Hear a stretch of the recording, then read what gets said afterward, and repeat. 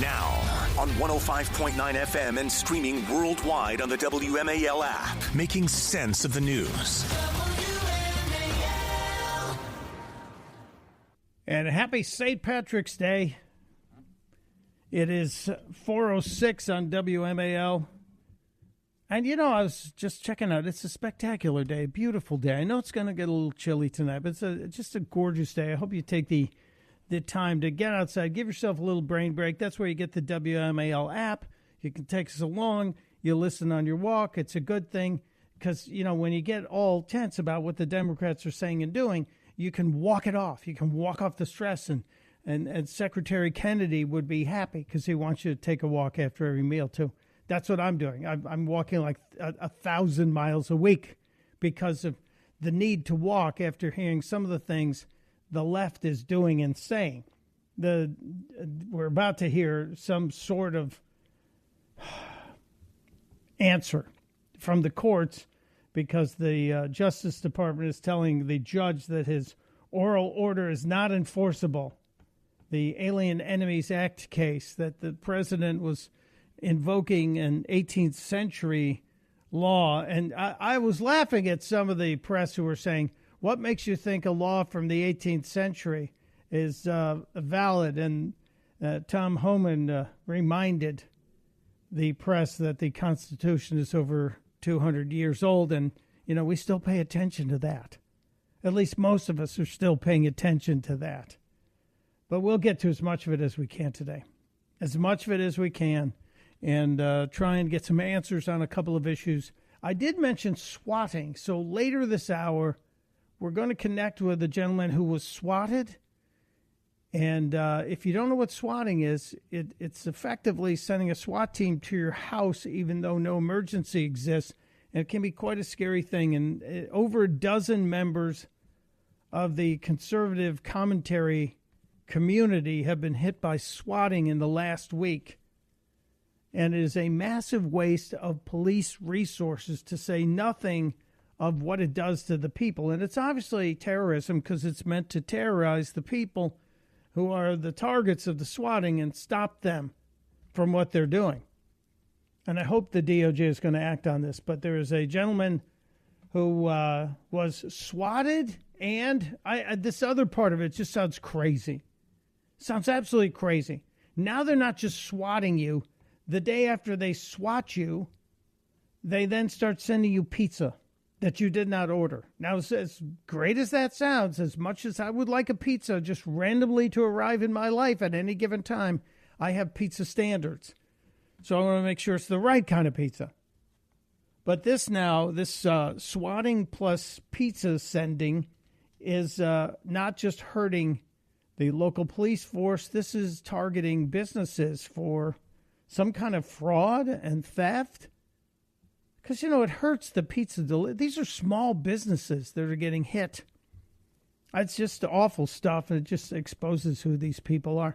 Every time they open their mouth, they tell us who they are, and now their actions are telling us who they are. And we'll get to the bottom of it. In just about a half an hour, we're going to talk with a gentleman who was, in fact, swatted last week. I mentioned a couple of my friends have been victimized by this. A couple of people that you know, people like talk show host Joe Pags, the guy who does the best Trump impression out there, Sean Farish, and then this gentleman who is an independent investigative journalist, and we'll get to that. We'll get to that in about 30 minutes. But I have to laugh at what's happening on The View. It's not just Trump derangement syndrome. It's now Elon Musk derangement syndrome. Should we call it Elon derangement syndrome? Should it be EDS? We have TDS. Should we also have EDS? I'm wondering, or is it MDS? I don't know. Maybe MDS doesn't work, but maybe EDS works. EDS and TDS. And the left is just totally gone on this. And today, again, only with feelings, no facts, Whoopi Goldberg and some of the View people were losing their minds over the fact that the president wanted terrorists, really bad people, killers, rapists, murderers, horrific individuals, torturers, that how dare we want them out of our country. And you just got to keep your eyes open, y'all. Because if they can just come up and take somebody because they've made a decision that you're supposed to be that person, any one of us could find ourselves being deported. Now, I don't think the people in the audience of The View, as sycophantic as they are, and I hope sycophantic is a word, I don't think the audience is buying that, because there's a general amount of silence. Usually they clap like trained seals. Yes, yes, yay, Whoopi. Yay, ironically named Joy. Yay, ironically named Sunny. Yay, sell out Sarah. Yeah, no, they don't. They're not supporting this, but Whoopi's going to try and drag them along with her. To some country. Don't give them any ideas, girl. Well, listen. Oh, Anna Navarro, don't give them any idea, girl. You're not a Republican, Anna Navarro. But good for you for cashing a check. You're getting a big check for being there and being a sellout, too. You know, it is very clear to me. Is it? That if we don't continue to say, we want... Listen, I understand you want to clean out all the bad stuff. You get it? Get it. Do you? Do you really get it? How dare you refer to an organized gang that invaded this country, Tren de Aragua, credibly reported to be in almost every state in the Union. It has a communications network. It has a hierarchy among these gang operations in these states. And this is what I don't understand. Barbara Walters must be spinning in her grave right now. These are all women. All of these women who are on there, and they're supposed to be representing women. And one of the main targets of Tren de Aragua happens to be women. They're trading these women like a commodity. They're raping and killing these women. Where is that empathy? It is completely gone because they're blinded by their TDS as well as their EDS. Predominantly TDS at this point. But why do you now have access to my personal information? Whoa. Whoopi Goldberg, I'm sorry. The government has had access to your personal information for quite some time. I can speak to this from a point of personal experience. Here's a little confession. Those of you that didn't know this, Mike Opelka, that's me, worked side by side with Whoopi Goldberg. Don't think ill of me. When she had a radio show in 2006 and 2007. 2006, 2007, and Whoopi told us stories about being audited by the IRS to the point where they knew everything about her. The government knew everything about Whoopi Goldberg and her mother and her daughter, everybody in Whoopi's family. The government had access to all of their information. So don't tell me, oh, how do they have all my information? They've had it for years. They have everybody's information. You send your taxes in every year. If you send in your taxes, guess what? They know what you're doing. So let's stop it. This is false outrage. I get what the things you're trying to do. I don't understand why you're taking my stuff. No, they've already had it. You got to calm down.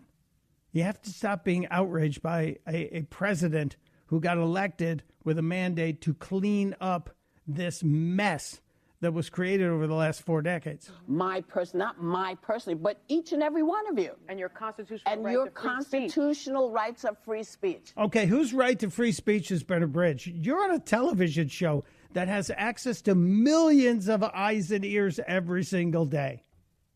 Whose right to free speech? We were told before the election, and I kind of feel like we were promised that maybe some of these harpies at The View would be taken away. They're still there. So for all of the stuff you were telling us ahead of the election, none of that happened. Your free speech isn't taken away. And if you're trying to say that a 31-year-old graduate student who came here on a visa and was advocating for the destruction of the state of Israel was putting out propaganda on behalf of Hamas, if you're saying that that guy's right to free speech has been abridged, then you don't understand the Constitution. You don't understand the government. Which, everybody says, you never let us say anything. We're, conservatives. And in fact, you're doing the same thing you are accusing everyone else of doing. Are we? Were you shadow banned on Twitter X before Elon Musk bought it? Because conservatives were. The current president of the United States was blocked from social media, was thrown off of Twitter, was thrown off of Facebook, was thrown off of social media.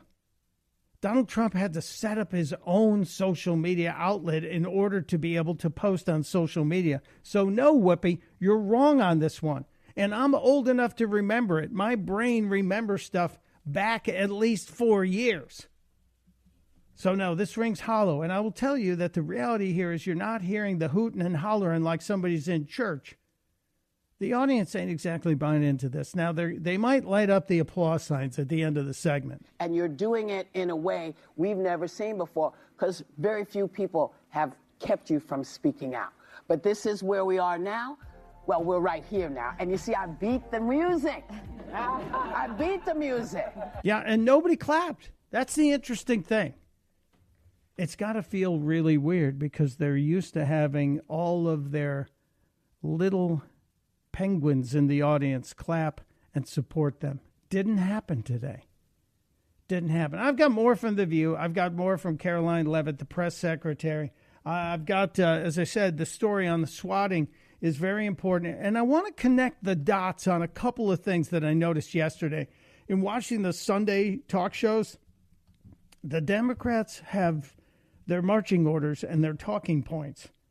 And all you have to do is pay attention. And when you start hearing the same word over and over again, you can anticipate where they are taking their argument.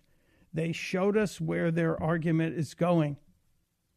And it's just another attempt because they failed in every single attempt that they have made to stop Donald Trump. Every argument they've made has failed.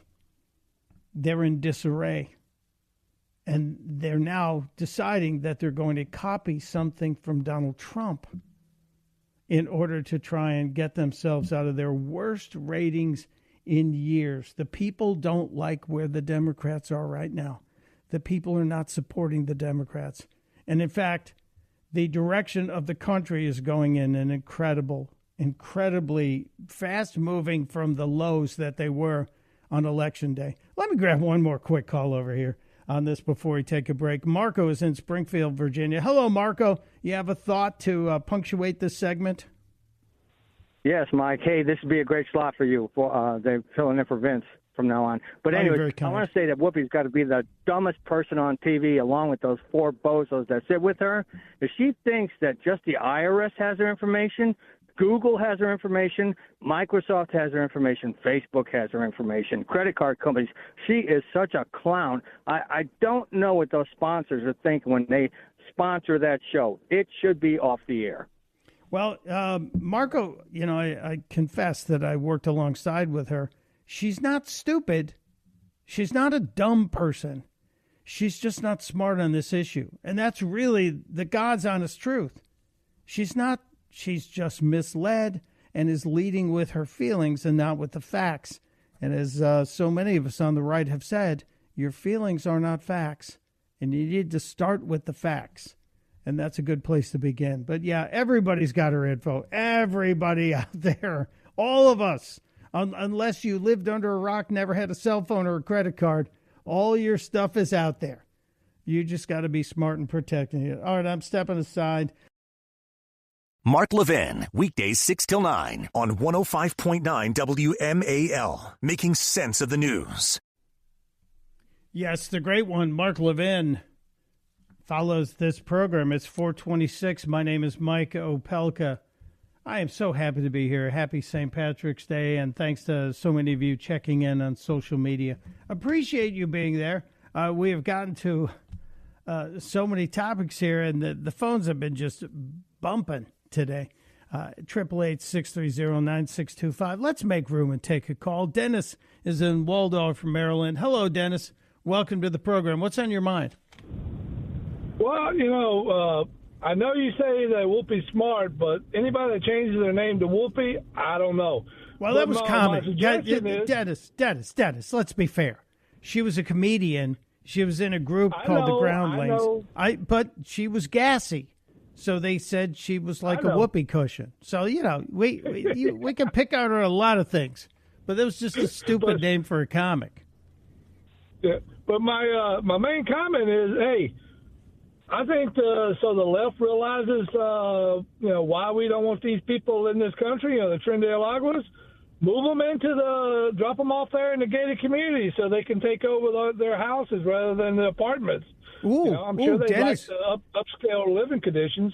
Dennis, you now have a brilliant idea. If the judge is ruled correct and these members of Trinidad-Aragua have to come back to America, maybe we do the old busing trip and drop them off to some of the residences, the apartment complexes where these members of Congress live, or some of these very privileged people in the media live, and maybe they'll enjoy having their neighbors who are part of a brutal gang. Maybe that would be a good idea. It couldn't hurt. Well, it could. But... It couldn't. Well, it could hurt them, but it couldn't hurt us. Yeah, things changed rapidly when Florida Governor DeSantis decided to fly a group of illegals up to Martha's Vineyard. And they went, hey, wait a minute here. All right, I have to take a break. When we get back, we will dive into the swatting story. Yeah, I've got an update from someone who was swatted. Boy, oh boy, this is amazing. It is 4:29 on WMAL. It is 4:34 on this St. Patrick's Day. Happy St. Patrick's Day to you and yours. Mike Opelka with you on WMAL. We will be speaking with Walter Curt shortly. Walter Curt, he is the editor at the WC Report. Walter Curt is an independent investigative journalist, and I want to get his story because Walter was swatted. Last week we talked about swatting. Waiting on him here. He'll be here shortly. Walter was swatted. He was one of the people whose life was disrupted in the middle of the night with a false report that sent a SWAT team to his home. If you can imagine, you're asleep in your bed and all of a sudden out in the yard there's a whole bunch of law enforcement with long guns, and they were told that a violent crime has been happening inside your home. So they show up. We'll get his story shortly. We're talking about the press secretary, Caroline Leavitt, who's just killing it. She really is, and she is wise beyond her years. I had the pleasure of speaking to her a couple of weeks ago at the White House, and you're just so impressed that she can handle questions out of nowhere. I didn't brief her ahead of my discussion with her. I just asked the questions I wanted answered, and she handled them with great grace and aplomb, and was just an absolute rock star. And I am always impressed at how she handles the mainstream media. Now, let's face it, let's be honest, that room, it's got a little bit of an upgrade. The press room has gotten a few more sympathetic voices in there, but you still got some that aren't so sympathetic. So she still has to be on her toes at all times. And she does that. She does it very well. And she handles the media, all of the ends of the media, and tries to get to everybody. I give her credit for being fair. Yes, Ducey seems to get preference. He seems to get a question or two every day. But that I would be calling on my friends, too. That's just the way I am. She opened up today's presser with a little St. Patrick's Day mention. Hello, everybody. Good afternoon. Happy Monday. Happy St. Patrick's Day. I see a lot of us are very festive in our green. Peter Ducey, I like it.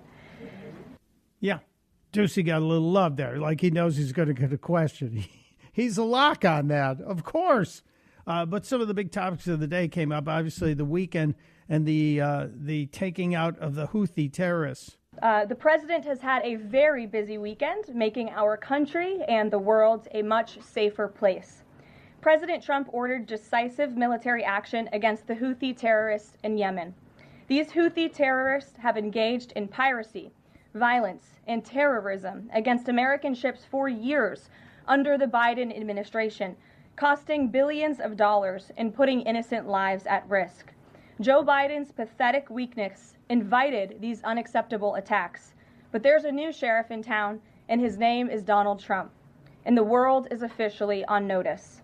America has a commander-in-chief whose peace-through-strength approach is unwavering and should not be tested. As the president said, no terrorist force will stop American commercial and naval vessels from freely sailing throughout the world. Houthi terrorists and their Iranian backers should not cross President Trump again, and the president has made that clear today. Any questions? I'd just like to know, any questions from the Houthis? You notice Al Jazeera isn't in the press room, but that was very clear, very clear. Oh, I see we've got Walter Curt. Let us get to this. I mentioned the swatting story from last week and the conservative voices that have been under attack, literally under attack, by people who are turning law enforcement against them with false reports. But it's not just swatting. The swatting is terrible, but there's also an abuse of the local communities. Now the people that have been swatting are getting not just these police reports, but they're having pizza delivered to their homes, which does sound good, I will admit. But Walter Curt is joining us to talk about his experience with swatting. Walter, correct me if I'm wrong, but you got pizza and swatting, so you were swatted and then you got pizza? Yes, I did. And apparently this is actually a trend amongst the most recent swatting of those getting swatted.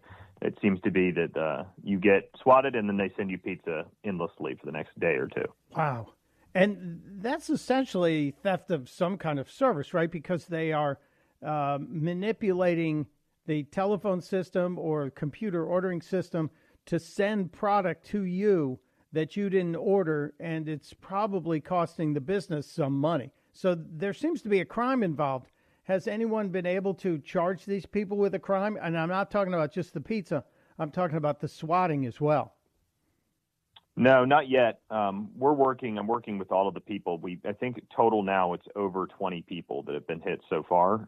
And I'm working with all of them, trying to figure if we can determine a link between what's causing it, what it is. We're not sure exactly what the pattern is, but we do know that the pizza is part of it. That seems to be a common calling card for them, that they send pizzas endlessly afterwards. It's definitely, it is costing those pizza places business, costing them money.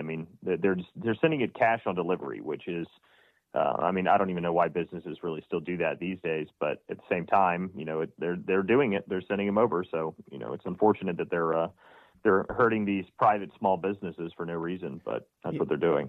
And you would hope that law enforcement would get involved, not just on that end to protect the personal small business interests, but also to prevent your name from getting dragged through the mud as well. But let's talk about the swatting incident. Again, we're talking with Walter Curt from WCDispatch.com, and I encourage you to check it out to see what Walter's putting out there. And he's also got a Twitter X post as well, where you can see what he writes at WC Dispatch. Walter, when did the swatting happen to you, and how long did it take you to resolve it with law enforcement? So for me, it was at roughly 2:45 or 3 in the morning on Friday morning. So we were completely asleep. My wife and I were completely asleep, and we ended up getting I think the police actually were somewhat aware that this must have been a swatting call of some kind, because they were calling endlessly trying to get a hold of my phone, but I keep my stuff on silent while I sleep. And they ended up getting a hold of my family that live in a different state, which was ironic because the people that they managed to contact were the ones that the swatting, whoever the caller was apparently the people that I had just killed in my own home, according to them. So when they heard that, I believe the police somewhat diffused the situation, but they had already surrounded the home. So I ended up on the phone with them, and it was walked out at gunpoint until they determined I was no threat, and then it relaxed after that. The whole incident probably took about 30-ish minutes. Well, 30-ish minutes is an eternity if you're dealing with law enforcement, probably several members of law enforcement, guns drawn, pointed at you, and I'm sure there were some shouting of, hey, come on out here with your hands in the air, et cetera, et cetera. That would have felt like, yes, sir. I know just a simple traffic stop, which might be 2 minutes, feels like an hour to me. So 30 minutes would be a very long time. And this happened last week sometime? Yeah, this is Friday morning. So it's Friday at 3 a.m, the night of Thursday. So, it does feel like an eternity when you're being, walked out at gunpoint and telling you to walk slowly backwards to the cops. It was definitely a long experience for something I was not expecting to wake up to in the morning. But I think I was kind of lucky that it was not me first, because I had been reading about it, and I had actually written an article talking about this sort of stuff the night before it even happened to me. So I was somewhat prepared, I guess. I didn't think it would happen to me. My following is not large enough, at least I didn't think it was, to have been involved in this. But they are non-discriminate on how many people follow you and whatnot. So it's definitely was a bit of an experience. I'll say that. Well, I was thinking that it was folks who have considerable social media presence, people like the very famous Cat Turd, who has a massive audience that follows his postings, people like Joe Pags with a syndicated show around the country and a fairly large following. And the common thread seemed to be all of these people who were getting swatted, and I'm not even talking about the pizza, were very conservative people. And so that seemed to be a link. Was there any other connection? Was there a connection, as some have speculated, that these are folks who had criticized the current administration's stance on Ukraine? Well, so that's the question, right? I've seen a bunch of people talk about this where they think that maybe it's the Ukraine enemies list and whatnot. But, just to hammer home what you just said a moment ago, the other people that were hit before me, right, was Cat Turd, Nick Sorter, some of these guys. They have, some of them have well over 1 million followers. I think the smallest smallest platform that was hit before me was somewhere around 300,000. Now, I only had about 50,000 when this happened. Now, I have said things bad. I have been critical of Ukraine, but most of my work is not focused on Ukraine. I mean, most of my writing, most of my stuff is actually almost entirely focused on leftist activism groups. That's what most of my investigations entail. So to me, I think it's a bit of a stretch in my eyes to say that it's something to do with the stance on Ukraine, but I could be wrong because I have put out stuff on Ukraine before. So we're not sure yet. We're working to figure that out now. Well, let me think here. We had a bunch of conservatives who are posting their opinions, conservative opinions. You happen to be kind of leaning a little bit more towards exposing leftist activist groups. Do we think it might be some leftist activist groups who engineered and coordinated all of this? Could that be where law enforcement needs to start its investigation? Well, I'll tell you one thing. This is my working theory now. Across the country, we've seen a very coordinated effort going after Elon Musk. I mean, we're seeing Tesla stations being burned. We're seeing his stock being boycotted. We're seeing every protest where there's an anti-Elon this, anti-Elon that. And I will say that there's a cyber attack on X last week. Remember that? Yes. So what's the next way to attack Elon? Well, he's got all these independent media outlets that almost exclusively use X as their platform. I mean, some of us have a little bit outside of that. Joe Pags is obviously not specifically in that group, but he does use X as his primary social media, I would think. So it seems to me that the target seems to be attack those on the independent media on X is what it really appears as. So it looks like that might just be yet another proxy attacks on Elon. That's kind of a working theory I have right now, but I'm not sure.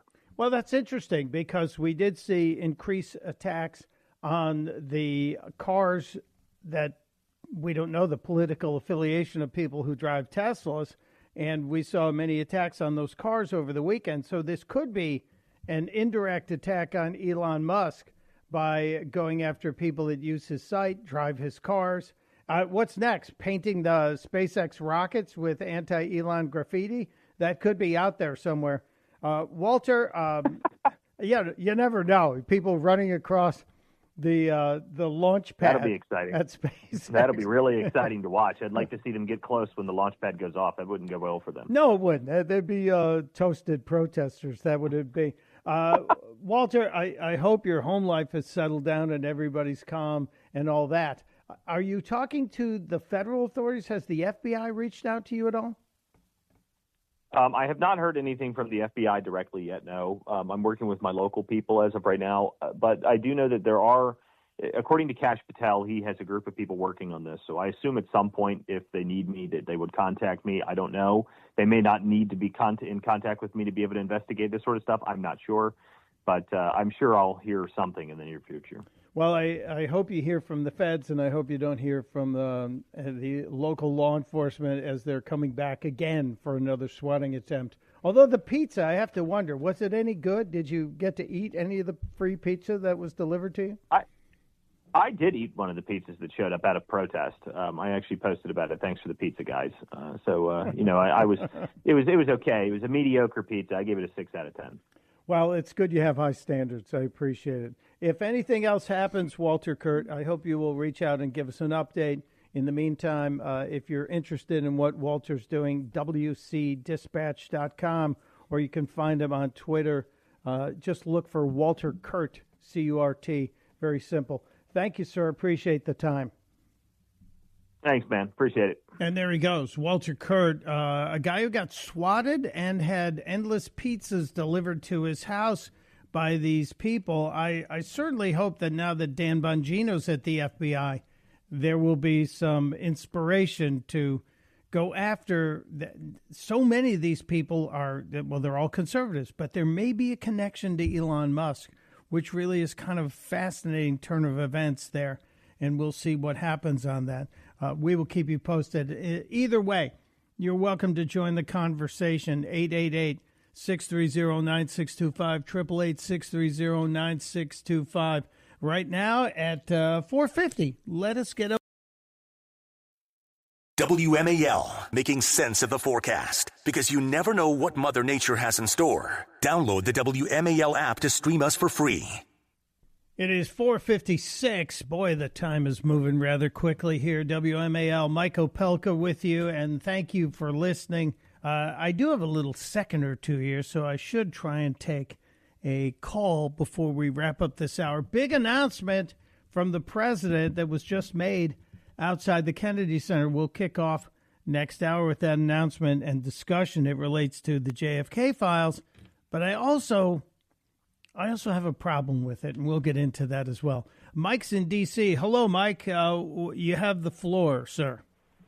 Hey, Mike, how you doing? I'm good, sir. What's on your mind? Okay, this Judge Boasberg, who ordered the plane to be turned around, is the same judge who presided over the Kevin Kleinsmith case, the one who faked the application to the FISA court, okay? Yeah. So I started doing some digging, and FISA judges are U.S. District Court judges who are also assigned 7-year terms to the FISA court. So they do double duties.